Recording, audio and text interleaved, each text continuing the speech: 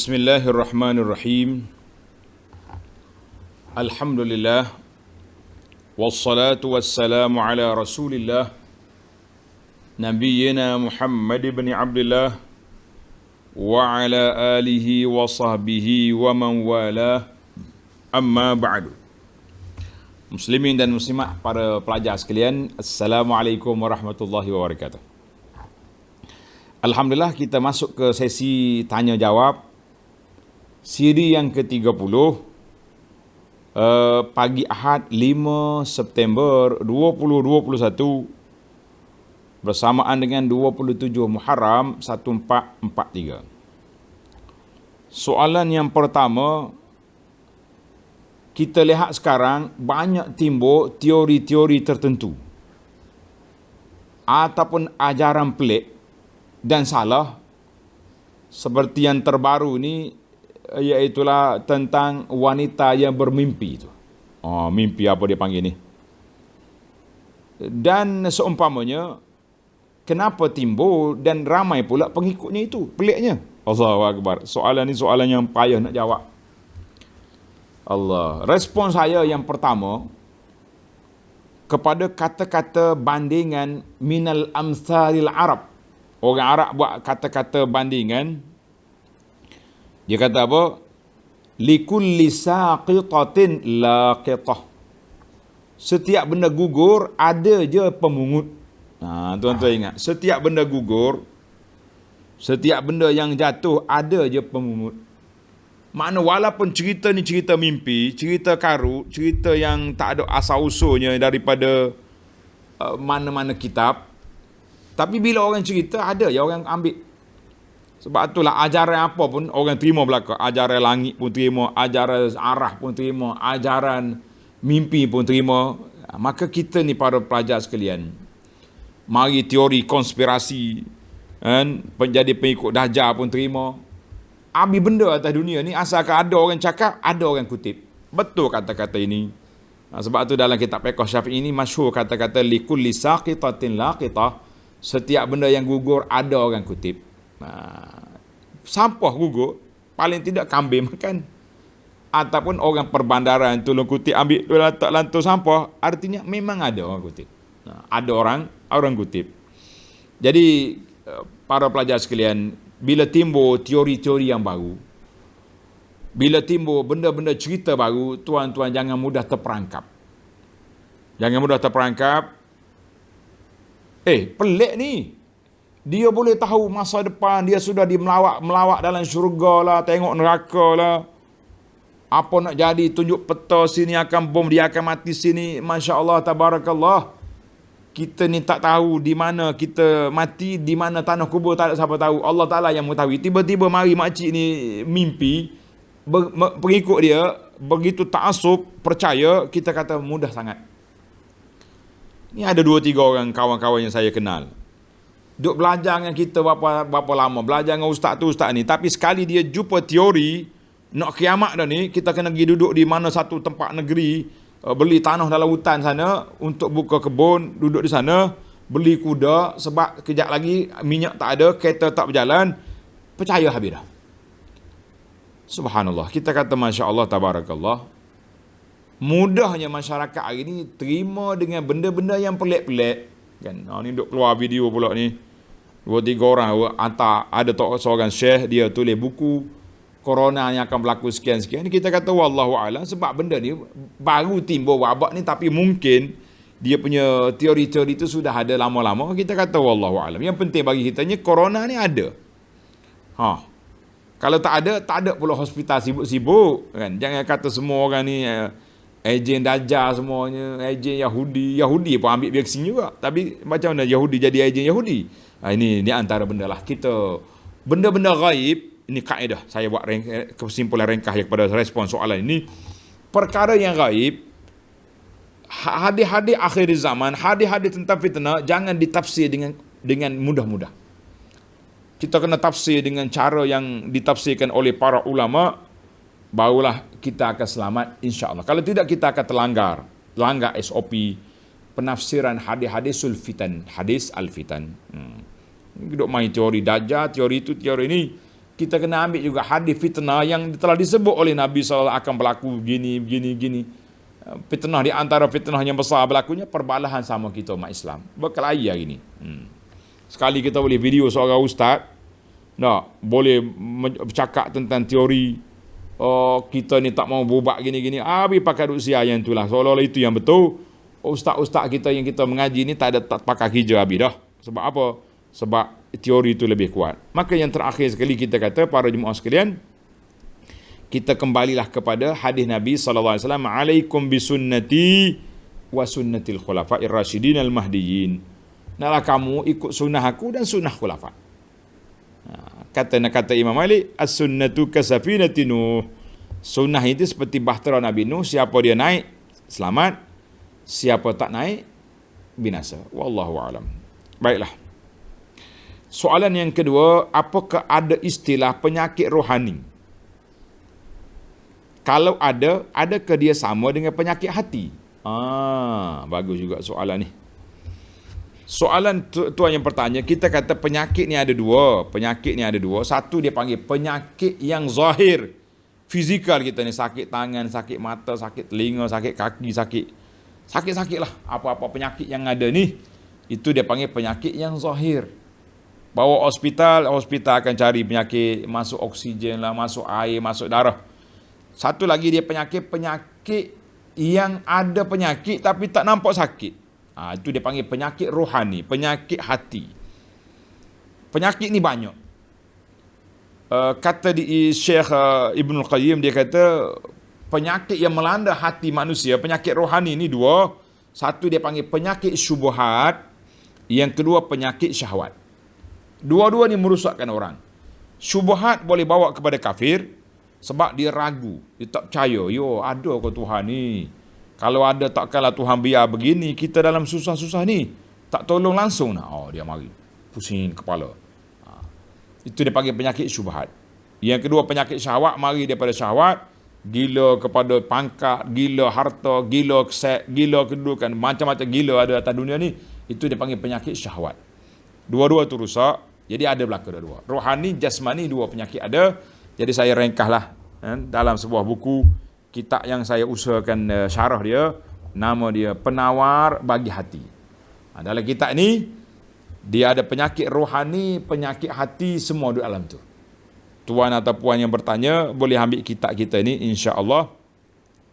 Dan dalam kitab ni kita ada syarah, Syekh Abdul Qadir syarah tentang penyakit yang ada di sini. Orang penyakit hati ni, penyakit rohani, kalau bawa hospital suruh balik ya. Dia kena pergi jumpa dengan ustazah, mu'alij, ilaj, dengan kita belajar. Kalau kita sakit hati pada orang, jangan sakit. Damai-damaikan, tenang-tenang hati kita tu. Baru kita boleh selamat nanti, insya-Allah. Baik. Kita pergi kepada isu yang ketiga, soalan yang ketiga. Saya tak bekerja dan menyara dengan wang simpanan. Saya juga ada ketepikan wang untuk haji. Mana dia sudah siap untuk pergi haji. Baru-baru ini, ni soalan ni, saya diberitahu orang yang tidak ada pendapatan tidak perlu bayar zakat. Adakah ini benar? Kita kata tak benar kot. Sebab zakat ni bukan soal ada kerja tak ada kerja. Zakat ini bila kita menyimpan duit, simpan emas, cukup sepusingan setahun dengan kadar apa? Dengan kadar cukup nisab. Nisab dia 20,000 contohnya untuk tahun ni. Jadi kita simpan daripada Ramadan tahun lepas sampai Ramadan tahun ni, duit kita tu lebih 20,000. Mungkin ada 200,000. Wajib kena zakat. Sama ada kita ada kerja ke tak ada kerja. Anak yatim yang kecil sekalipun, kalau dia ada harta dia kena zakat. Karena itu, semalam orang tanya, boleh tak kita bagi zakat ke rumah anak yatim, ke tahfiz? Kita kata tak semestinya anak yatim itu budak miskin. Tak harap. Jadi, zakat ni kepada orang miskin. Zakat ini kepada siapa? Kepada orang miskin. Bukan kepada syarat dia anak yatim. Anak yatim yang kaya tak boleh. Duit dia kena zakat lagi. Kena faham begitu. Jadi, orang kata orang tak ada pendapatan tapi sudah ada simpanan. Simpanan dari mana? Mungkin kalau perempuan kat suami dia tinggal pusaka banyak, ayah dia tinggal pusaka banyak, kan? Tak ada pendapatan tapi saya ada duit. Duit simpanan, maka kena zakat. Jangan salah faham.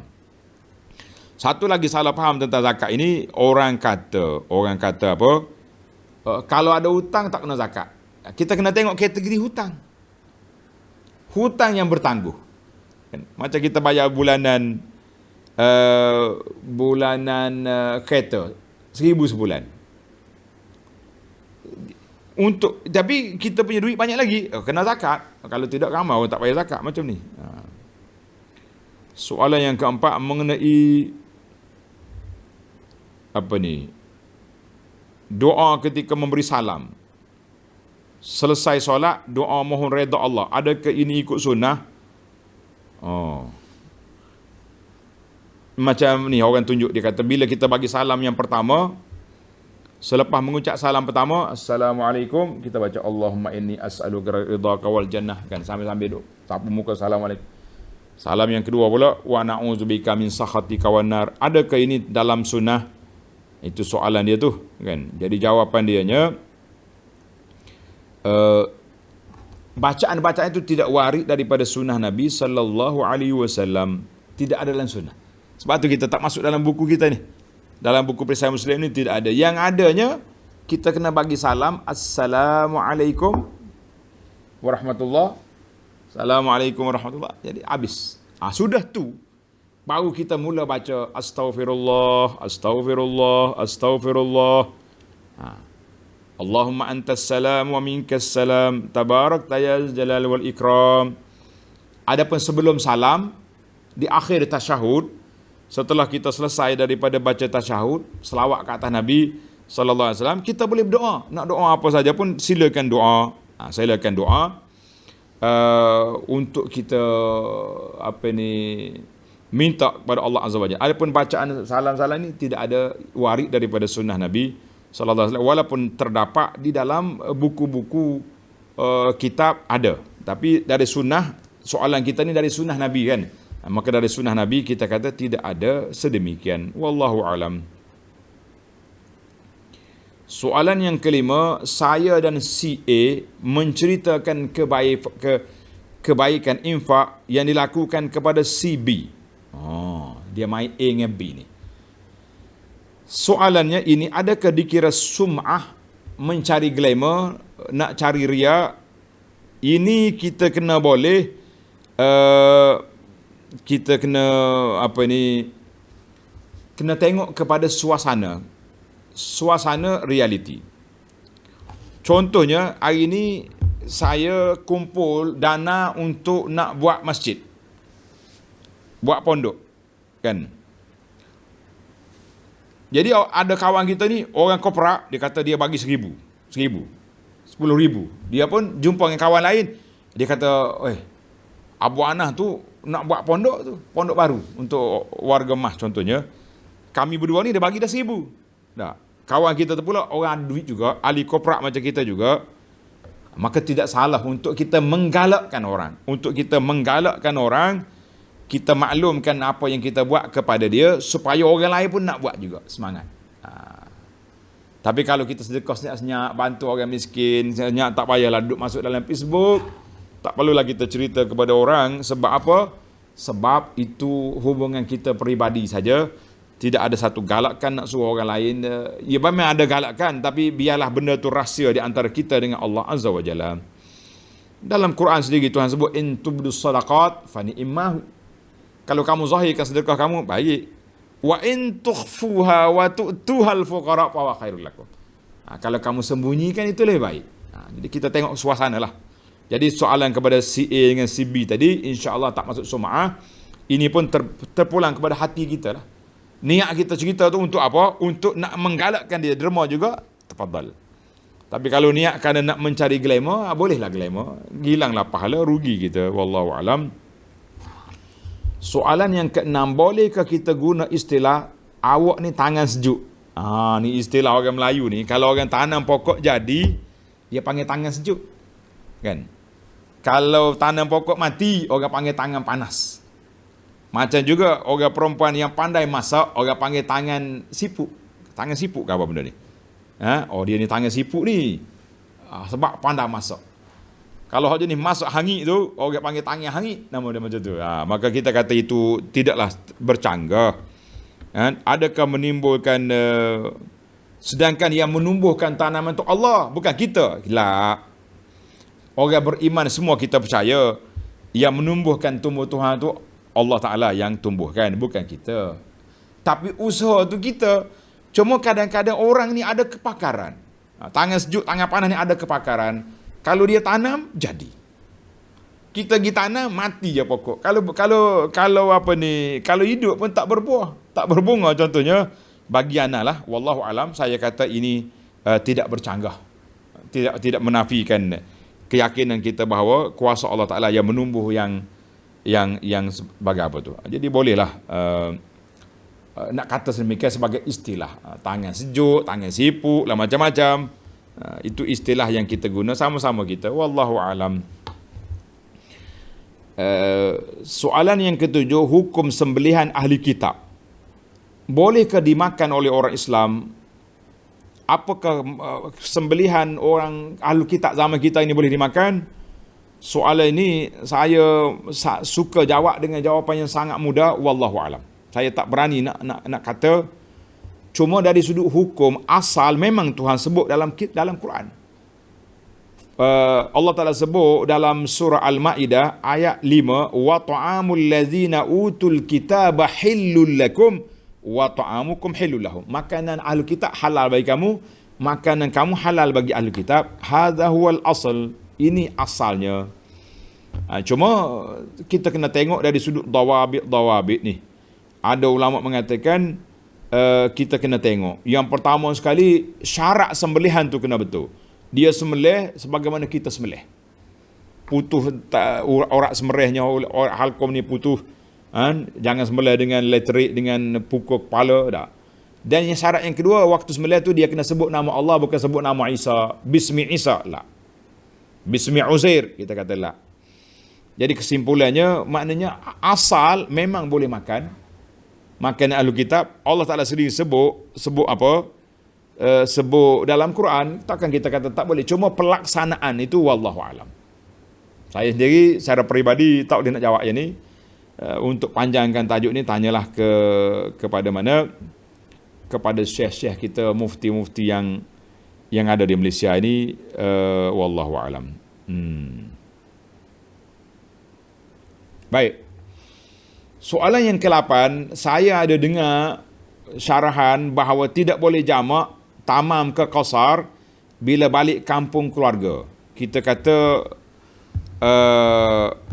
apa ni, kena detailkan. Persoalan ni perlu didetailkan. Apa nak detail macam mana? Kita detailkan sekiranya kita balik kampung berapa hari? Nak balik hari raya berapa hari? Seminggu. Memang sampai di kampung tak boleh jamak, tak boleh qasar lagi dah. Kita boleh jamak dalam perjalanan sahaja. Sampai kampung tak boleh dah. Tapi kalau kita balik 2 hari, 3 hari, dan kampung kita ni memang kampung, tapi kita dah tinggal. Kita dah tukar mustautin di negeri lain, tempat kita kerja, dah beli rumah sana, daftar mengundi pun di sana dah. Maknanya rumah kampung kita ni sekadar balik ziarah, maka kita mengatakan masih lagi ada ruang. Tetapi kalaulah kita kata kita memang ada niat nak balik sini semula, rumah ni rumah mak kita dan akan jadi pusaka jaga rumah kita, maka itu kata di para ulama, orang ini dianggap menjadi dua mukim. Dua mukim maksudnya mukim dia di tempat dia duduk sekarang, tempat dia kerja, dan bila dia balik kampung mukim juga yang kedua di situ. Jadi di sini kita kena detailkanlah masalah ini, kena jelas. Sebab tu ada setengah kawan-kawan kita kalau balik raya rumah mak dia pakai jamak terus dah. Kita kata kena tengok juga berapa hari. Yang pertama dari sudut hari, yang kedua dari sudut status. Adakah kita dah niat dah putus hubungan dah dengan kampung kita ni, tapi ataupun dah saya kerja ya sana kan, nanti balik nak buat rumah sini juga. Maknanya kita masih lagi terikat kita dengan suasana. Saya kata wallahu alam, dari sudut pendetailannya kita kata wallahu alam. Baik, soalan yang ke berapa dah kita ni? Yang ke-8. Tadi 7 kan? Soalan yang ke-8. Berapa kali 8 dah?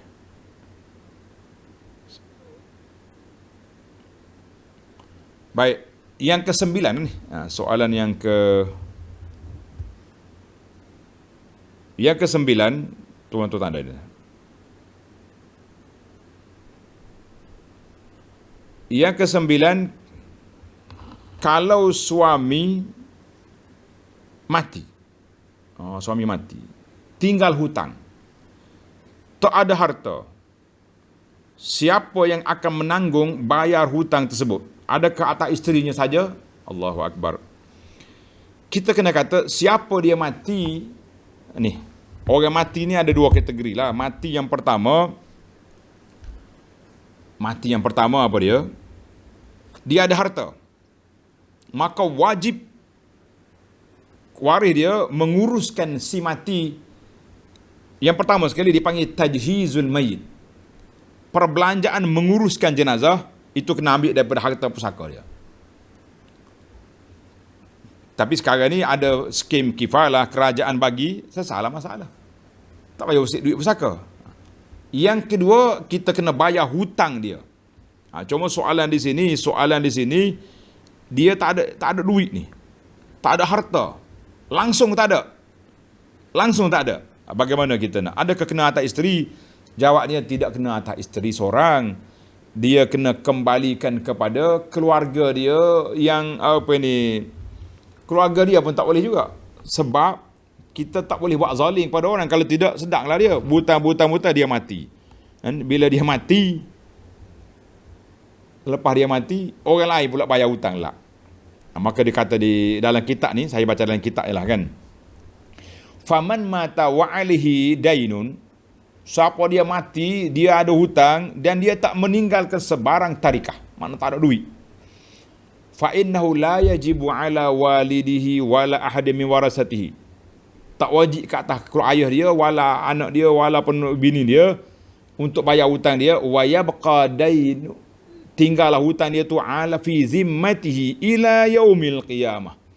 Mana tergantunglah hutang dia tu, sebagaimana kata Nabi SAW, setiap orang mati tu muallaqun bidainihi, zimmatu, tergantung dengan hutang dia.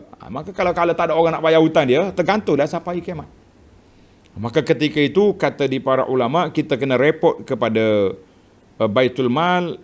Maka Baitul Mal lah yang akan menguruskan orang ni bagaimana nak buat, nak menyepahkan hutang dia. Baik, kalau isteri ada duit, isteri dia dengan penuh ihsan, kasih sayang nak bayar hutang suami ni kerana nak lepaskan dia daripada tanggungjawab, tergantung dia di dalam kubur sampai ke hari kiamat, itu kebaikan.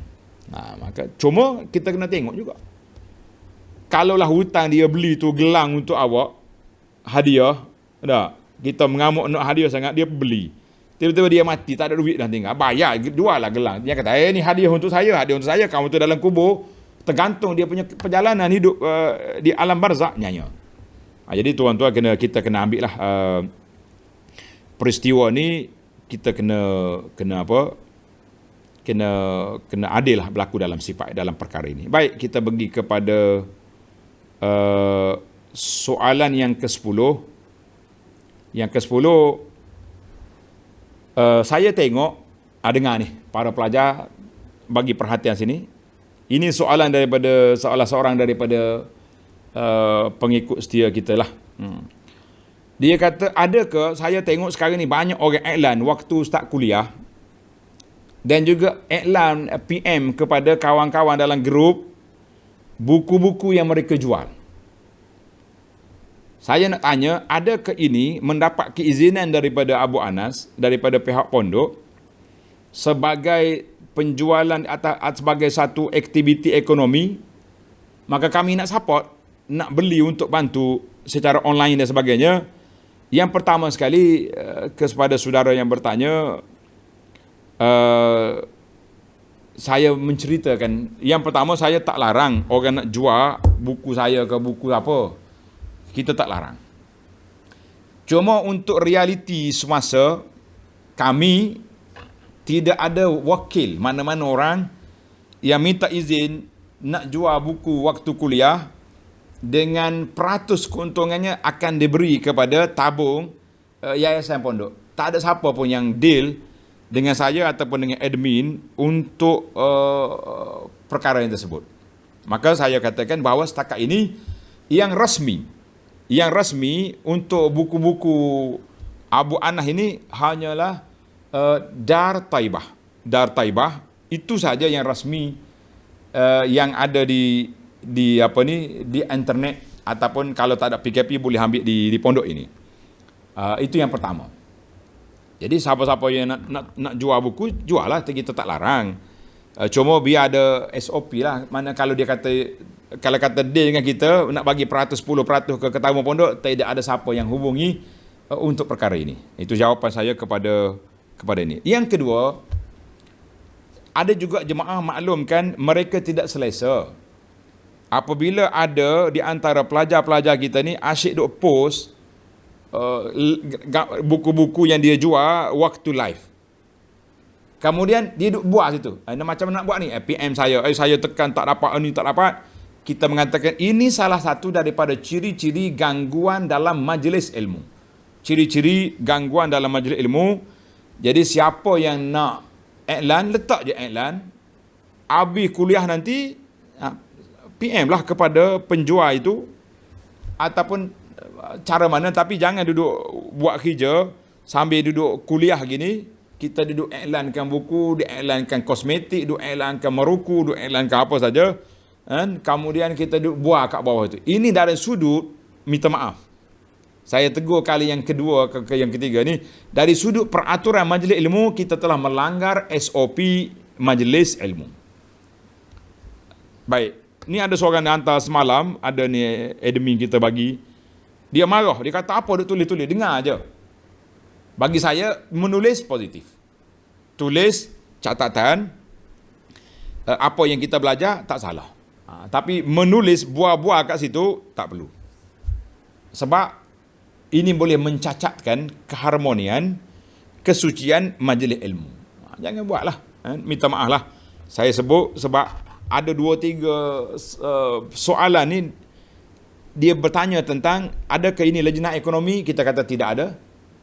Yang kedua, dia kata kami tak selesa sebab dia orang sambil duduk jual, sambil duduk iklan, sambil duduk jual, sedangkan kuliah berjalan. Kita kata ini mengganggu majlis ilmu. Yang ketiga, ada yang juga yang komen tentang tak payah catat. Saya kata tak apa. Yang ni saya izinkan untuk catat apa yang kita faham. Sekurang-kurangnya kalau salah, kawan-kawan boleh betulkan, kan. Macam semalam kita cerita tentang isbal, larangan isbal, larangan melabuhkan pakaian. Ada orang dia tulis isbab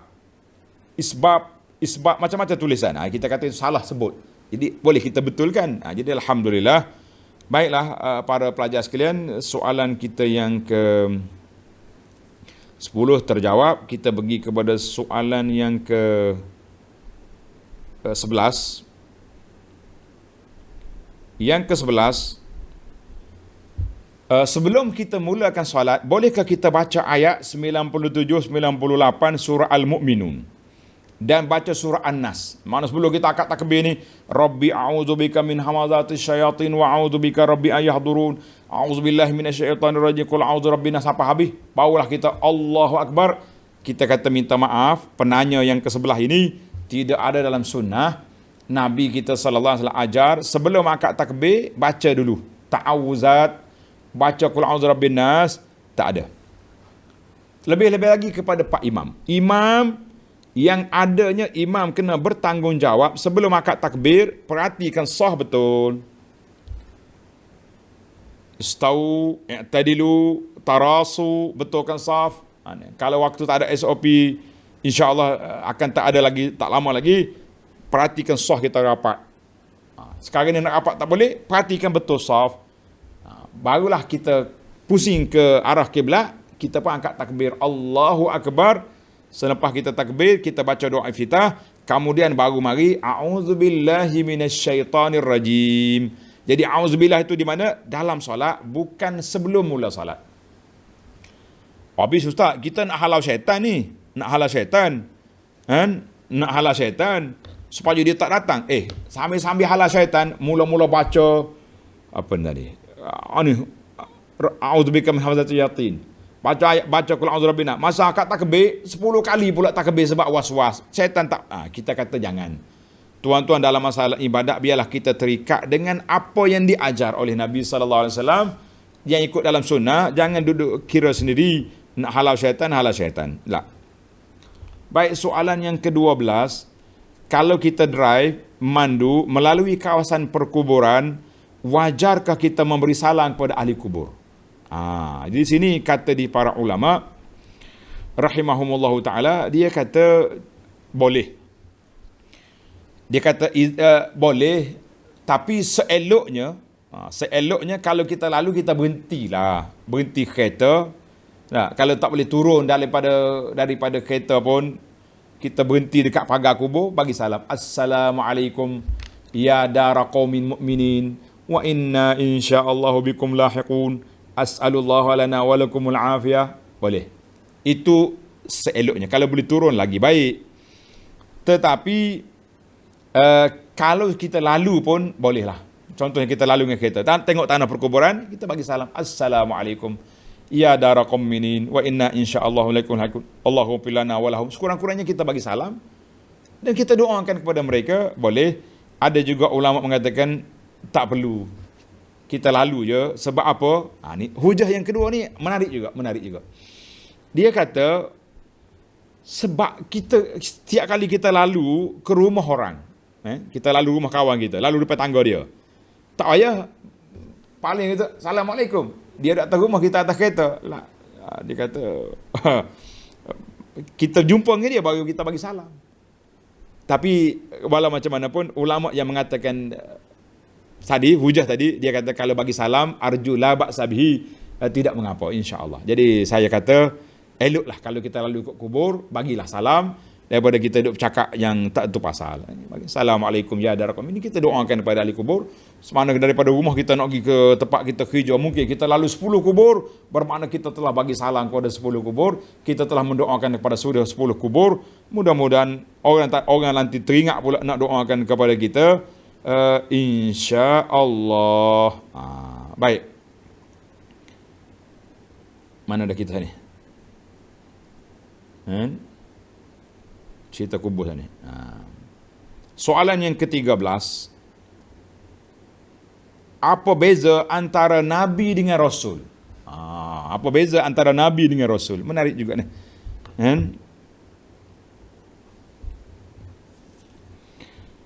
Ulama menjelaskan bahawa Nabi dengan Rasul ada perbezaan. Masyhurnya, yang masyhur, dia kata Nabi ni dengan Rasul, dua-dua tu mendapat wahyu daripada Allah. Orang tak jadi Nabi, tak jadi Rasul kecuali setelah mendapat wahyu daripada Allah Azza wa Jalla. Cuma Rasul apabila diperintahkan supaya menyampaikan, Nabi hanya terima wahyu untuk dia saja, untuk diamalkan. Ini yang masyhur. Sebagaimana kata Qurtubi, baik, maknanya Nabi orang yang terima wahyu tapi tak perlu menyampaikan, Rasul terima wahyu menyampaikan. Itu masyhurlah, kita pun dengar. Tapi huraian Syekh Muhammadul Amin Asy-Syanqiti rahimahullah dalam Adwa'ul Bayan ketika menafsirkan surah Al-Hajj, dia kata penjelasan yang lebih baik, Allah Ta'ala sebut dalam surah ini, wa ma arsalna min qablika mir rasulin wala nabiyyin. Kami tak utuskan kepada kamu Rasul dengan Nabi. Mana dua-dua Rasul dengan Nabi ni kerja dia menyampaikan kepada umat. Jangan kata Nabi tak payah menyampaikan. Tak. Dia kata lebih tepat, dua-dua tu Nabi dengan Rasul, dua-dua kena menyampaikan. Cuma bezanya, Nabi dia menyambung tugas Nabi sebelum dia.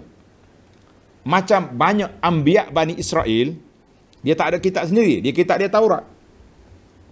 Maka kita kata dia Nabi, bukan Rasul. Sebab dia tak ada risalah khas. Dia bawa hak yang lepas. Maknanya daripada kitab Taurat, dia bawa Taurat itulah. Taurat sampai mari Nabi Isa baru timbul Injil. Tapi Rasul, Allah Ta'ala turunkan kitab sendiri. Injil, Zabur, Taurat, Quran. Kita kata wallahu alam. Jadi berdua-dua tu menarik. Tapi saya rasa pandangan Syekh Syangkiti ni lebih jelas kan. Sebab Nabi dia terima wahyu tapi tak menyampaikan. Kenapa ada pula? Boleh ke kita duduk terima beribadat seorang-seorang? Jadi ibarat yang kedua ni lebih lebih jelas. Nabi dia terima wahyu juga, tapi dia tak ada risalah, tak ada kitab khas. Dia hanya menyambung kitab yang diturunkan kepada Nabi sebelumnya, Rasul sebelumnya. Wallahu alam. Soalan yang ke-14, jualan atas jualan orang lain, hukumnya tak boleh. Tapi situasi saya tengah berurusan mencari duit nak beli rumah, tiba-tiba anak saudara dia pergi beli rumah tu senyap-senyap. Saya tak selesa sampai hari ni. Ini masalah peribadi ni, soalan ni. Cuma tak apalah, saya respon. Dalam hadis Nabi SAW sebut, la yabi'ur rajulu ala bai'i akhi. Seorang itu dilarang menjual di atas jualan saudara dia. Mana jangan jual atas jualan. Mana kalau kita nak jual kepada orang ni, jual kepada orang ni. Tapi masalahnya, soalan ini, mungkin penjual tu dia buka tenda terbuka, buka jualan terbuka. Siapa nak beli, mari. Makcik ni, adakah dia sudah pergi deal, sudah pergi buat perjanjian dengan pemaju? Kalau kita dah buat perjanjian, saya nak beli, dah bagi deposit, tiba-tiba anak saudara mari potong lain, itu banyak salah. Tapi kalau setakat kita baru kumpul duit, nak beli rumah ni, tiba-tiba anak saudara pergi beli, duit dia dah cukup, dia pun tak tahu makcik dia nak, tuan penjual pun tak ada perjanjian dengan kita tak boleh mengatakan ini jual di atas jualan, beli atas belian, tak boleh. Jadi kita kena adil lah masalah ni. Rasa hati, kecil hati, settle lah, kita anak beranak kan, mudah-mudahan damai-damai lah. Kita beli rumah lain pula, adik anak saudara muda lagi perlu duduk rumah, kita yang sudah tua ni rumah pun cakap bila nak pergi ya kita ni. Wallahu alam, jangan marah. Itu saya kata lebih senang kita damaikan hati kita daripada kita duk memendam rasa. Macam juga orang minat kepada perempuan, orang panggil bergewer, kalau kata bergewer ni makwa gitu ya. Keluarga tak tahu, tak masuk meminang. Tiba-tiba bila orang lain mari pinang, dia tukar lain, itu jahat nama dia. Sebab dia mengacau. Kalau kamu nak, kenapa tak minta awal-awal? Si perempuan pun tak bagi tahu pada keluarga dia, orang tu dah minta. Lah, bila orang dah mari, peminangan sudah berlaku, majlis sudah berjalan, tiba-tiba kita kata ini jahat. Ini yang dilarang oleh syariat Islam, perbuatan sedemikian. Baik, yang ke-15, mohon pencerahan Ustaz. Saya sedang dengar ceramah, tiba-tiba nak masuk tandas. Dia kata dia tengah dengar ceramah ni, tengah soalan soal jawab ni panjang sangat. Saya nak pergi masuk tandas. Boleh tak saya dengar dalam tandas? Jawabnya boleh. Mana kita buka handphone kita ni, kita letak tepi, letak kat luar, kita dengar sambil duduk dalam tandas. Boleh. Ulama mengatakan la haraja. Bukan dalam fatwa yang saya baca ni, la haraja fi sama'il Quran liman kana fil hammam. Mereka duduk dalam tandas ni, kalau kita usugi masa contohnya, kita pasang kuat-kuat, kuliah kita dengar, boleh. Yang tak bolehnya baca Quran dalam tandas, tak boleh. Lagi duduk ceramah dalam tandas, ittaqullah, itu tak boleh. Dengar tak apa, macam kita kat dalam rumah kita. Tiba-tiba khatib khutbah di masjid, orang baca, orang azan di masjid. Jadi boleh je kita dengar, tapi tak boleh kita buat. Dengar boleh, buat tak boleh. Wallahu alam. Soalan yang ke-16, bagaimana keadaan hukumnya kita berimamkan dengan orang yang kita tak setuju? Masya Allah. Kita berimamkan dengan orang yang kita tak setuju. Dia ada dua kategori. Satu, orang jadi imam, orang kampung ni tak suka dengan dia.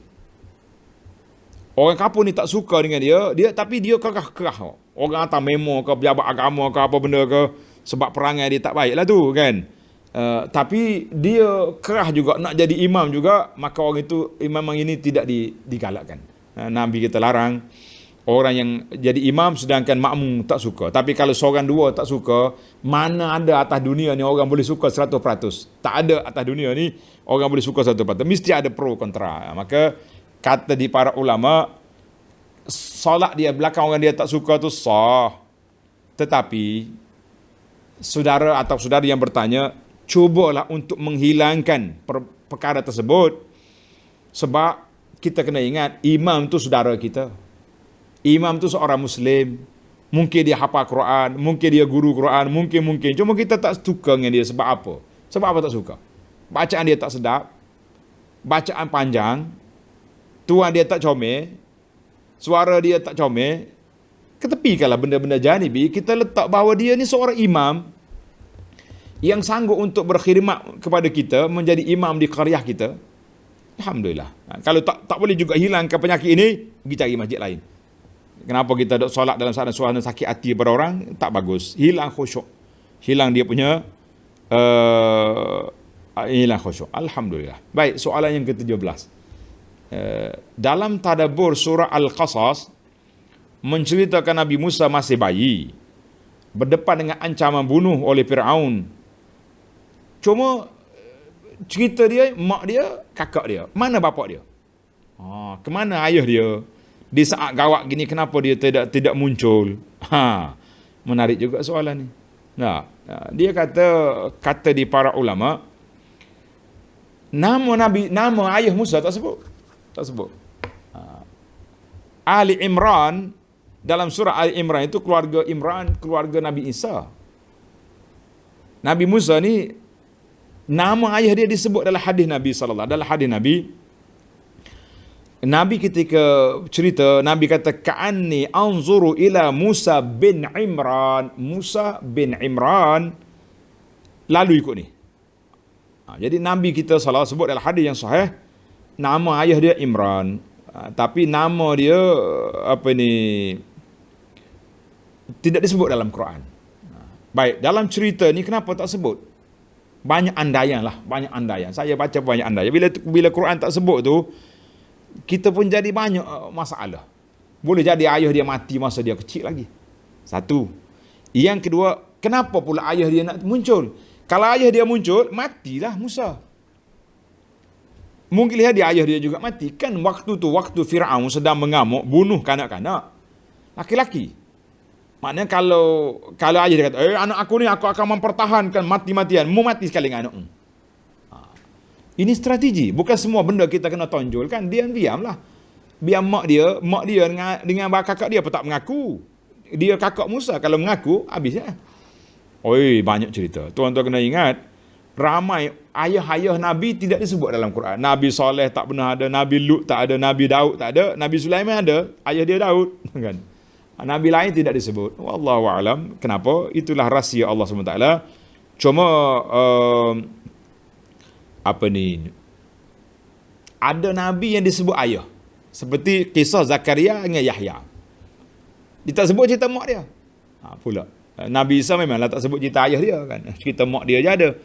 Kita kata wallahu alam, itulah tadi yang saya sebut tentang Syuaib tadi. Syuaib, adakah dia nabi ada tidak? Sebab Allah Taala tak sebut dalam ayat ni. Syaikhun kabir. Tengok dalam kitab Mubhamatul Al-Quran, menarik. Kajian analisa kitab ni menarik bagi orang-orang pelajar-pelajar yang boleh baca Arab, menarik. Ataupun sudah ada terjemahan, saya pun tak pasti. Baik. Soalan yang ke-18, minta nasihat Abu Anas, bila kita share video kuliah ni dalam grup keluarga ke grup kawan-kawan, ada yang marah.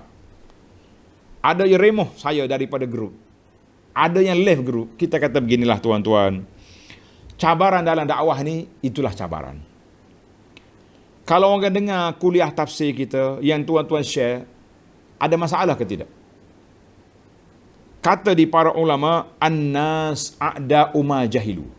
Manusia ni memusuhi apa yang dia tak tahu. Satu. Yang kedua, peranan batu api. Batu api kata, ustaz ni tak boleh dengar. Dia masuk dalam senarai orang-orang yang dilarang berceramah. Maka kalau kamu dengar juga, kamu akan jadi sesat. Dia pun tutup pintu, tutup mata, tutup telinga, tutup hati, tutup segala-galanya.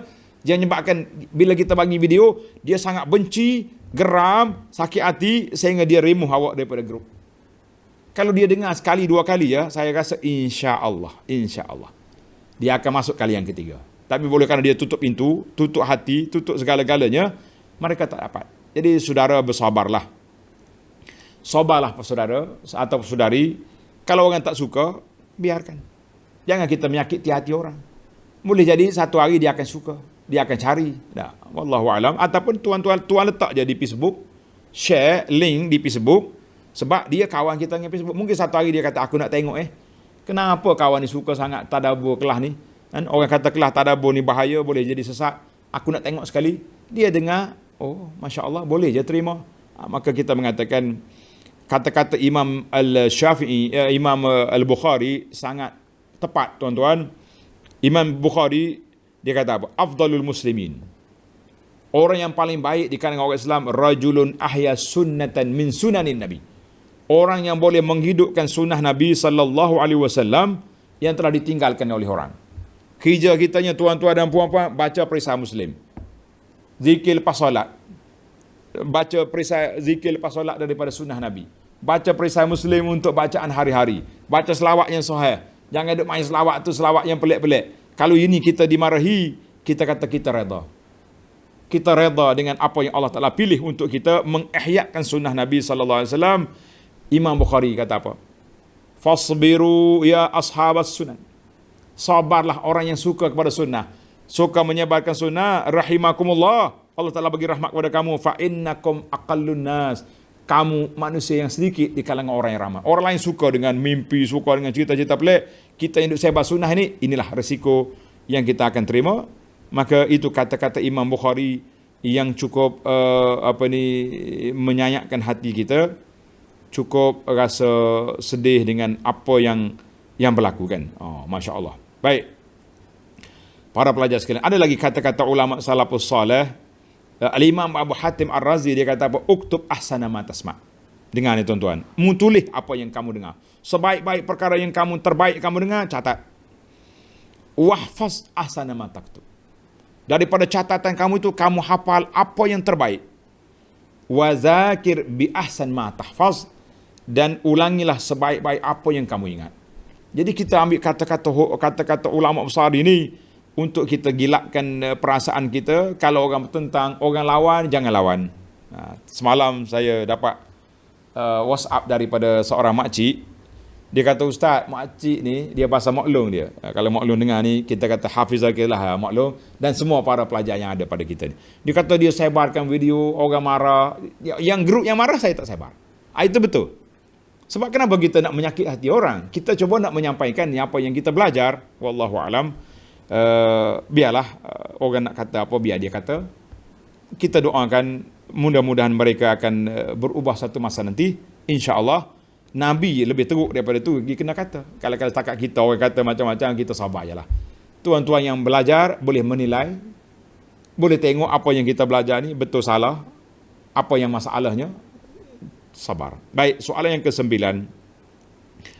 Abu Anas selalu sebut, tengok masalah ni dalam YouTube. Tengok masalah ni dalam Facebook. Tengok masalah ni saya dah tulis makalah. Kat mana tu? Oh, sedap juga soalan dia. Tuan-tuan catat. Yang pertama, YouTube. YouTube ni saya 10 tahun admin kita jaga YouTube daripada saya balik dulu tahun 2008 tak silap saya. Sampai kepada 2018 YouTube gam saya punya 10 tahun kumpulan video kita tu telah digam oleh YouTube. Siapa dia report wallahu alam. Allah Taala lah balah jasa orang yang buat khianat tersebut. Maka terpaksa kita admin kita bina balik dengan tajuk yang baru, nama dia Halaqah. Tulis Halaqah ataupun tolong share, admin tolong share di bawah ni. Halaqah Abu Anas Madani. Dalam tu alhamdulillah 10 tahun koleksi 90% masuk balik. Jazahullah khairah kepada akhi Mazlan dan lain-lain, Hidir dan sahabat-sahabat kita ni, anak-anak kita yang jadi admin ni, mereka masuk balik terkumpul semula, tapi saya rasa 10% hilang. Tak apalah, takdir Allah SWT. Dalam tu, tuan-tuan pergi ke playlist, semua kitab yang kita mengajar ada. Nak ajar kita apa? Kitab tafsir, pimpinan tafsir yang kita belajar. Daripada Baqarah ada. Daripada Ali Imran, daripada semua ada. Kitab hadis, kitab fiqh, kitab tasawuf, kitab semua ada dalam tu. Sebab itulah bila orang tanya, saya kata ambil dalam ni, ustaz bagi link. Hey, zaman kita ni carilah sendiri. Takkanlah imam dulu mengembara bulan-bulan naik unta bagi cari ilmu. Kita nak pergi cari halakah Abu Anas di ujung jari pun tak jumpa. Berat juga macam ni, kan? Yang kedua, page yang kita live ni nama dia Abu Anas Madani. Page Abu Anas Madani. Tengok dalam Facebook. Gambar saya duk pegang tongkat di masjid di Beijing di China. Itu gambar. Kalau page lain, kalau gambar lain itu jangan. Itu kacau punya, orang tipu fake account, jangan. Yang ketiga, Facebook yang admin kita kumpul ceramah-ceramah yang kita kuliah ni akan di-upload balik di page Facebook, nama dia Dar Taibah Barakah. Dar Taibah Barakah. Di situ kita kumpul semula rakaman kita ni di situ. Kalau kita nak ambil yang lain tu tengok di Facebook Abu Anas Madani lah. Tapi yang di sini terkumpulnya rakaman-rakaman. Ada satu lagi page juga, page Yayasan Pondok Sungai Durian. Ni YPSD ni. Di sini admin kita kumpul poster-poster dakwah, pamphlet ni ada kat situ. Tuan-tuan nak tengok apa tajuk yang ada tu ambil. Halal boleh disebarkan secara baik, alhamdulillah. Ada pun makalah-makalah, tapi makalah ni lama. Kita terhenti setakat tahun 2000 apa? 2010 tak silap. Sebab hilang dia punya password lah macam-macam, tak boleh nak update dah. Kita punya website, saya ada dua web. Satu tulis abuanasmadani.com. Sambung semua. abuanasmadani.com. Itu yang lama. Banyak makalah-makalah kita dekat situ. Dulu kan tak ada Facebook, semua benda update di blog. Ada orang blogger, ada sekarang orang panggil Facebooker, dulu blogger kan. Kalau satu lagi yang mudah sikit, nama dia abuanasmadani.blogspot.com. Ini yang kita boleh cari makalah-makalah lama. Makalah yang baru-baru ni saya tak apa menulis dah. Kita banyak live ni. Wallahu alam, mudah-mudahan ada peluang kita menulis balik. Kita tunggu admin kita update maklumat-maklumat ini, insya-Allah. Baiklah, soalan yang terakhir saya rasa untuk sesi ini, soalan yang ke-20. Ketika saya mula solat witir, saya niat satu rakaat, tiba-tiba terlupa. Masya-Allah. Pergi bangun rakaat yang kedua. Jadi saya pun teruskan solat. Kemudian bagi salam, saya tambah semula jadi 3 balik. Boleh ke tak boleh? Jawab dianya para pelajar, kita kena tengok tukar niat, dia panggil tukar niat. Jadi kalau kita tukar niat daripada satu rakaat jadi 2, boleh. Kadang-kadang kami solat tarawih di Masjid Haram Mekah, imam waktu witir ada kalanya dia solat 3 terus. Kita niat 2. Maka di situ boleh kita tukar niat, ikut imam jadi 3. Sebab tu kalau kita tak tahu imam nak solat berapa, eloknya kita niat saja aku ikut imam. Itu lebih baik. Saja aku ikut siapa? Ikut imam. Mana kalau imam 3, jadi 3 lah kita. Dan kalau imam buat 2, jadi berapa? Jadi 2. Jadi kita senang. Imam 3, aku ikut imam. Mudah macam tu. Baik, soalan dia ni soalan peribadi ni. Soalan dia soalan peribadi kan. Maka tak ada masalah. Kedah kita bangun, kita niat nak buat satu rakaat je, Allah Ta'ala takdirkan jadi 3 rakaat lagi baik. Jadi cuma kita tukar niat daripada satu jadi niat jadi 2, boleh. Dalam masalah itu. Perbahasan tentang pertukaran niat ni panjang. Ulama dia buat satu kaedah. Menarik juga kaedah ni. Dia kata Imam Nawawi, dia kata naqlus salat ila salatin aqsam. Pindah solat kepada solat itu ada beberapa kategori. Pindah niat ni maksudnya. Yang sani fardu kepada fardu. Fala yahsul wahid minhuma. Contohnya kita tengah solat asar, Allahu Akbar, aku tak semaya zuhur lagi. Kita pun tukar jadi zuhur. Imam Nawawi kata la yahsul, tak dua-dua tak jadi belaka. Jangan main.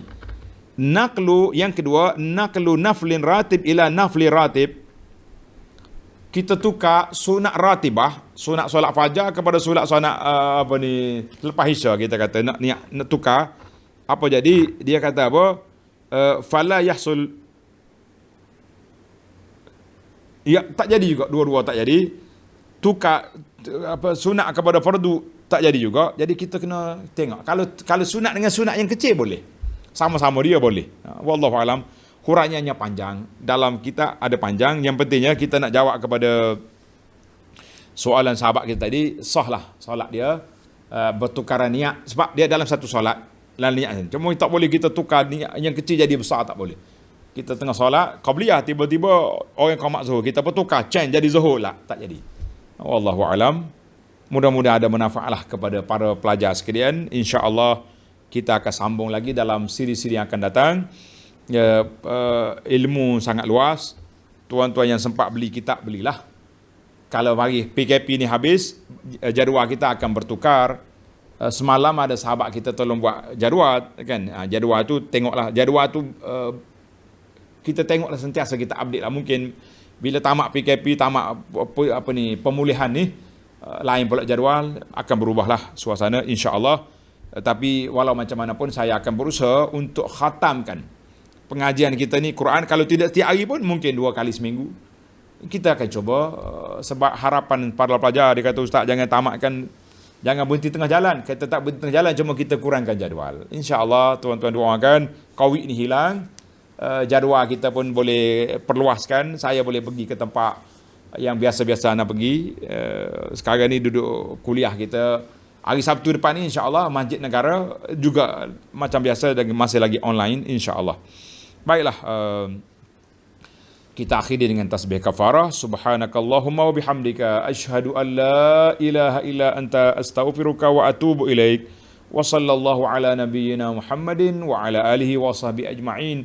Walhamdulillahi rabbil alamin. Wassalamu alaikum warahmatullahi wabarakatuh.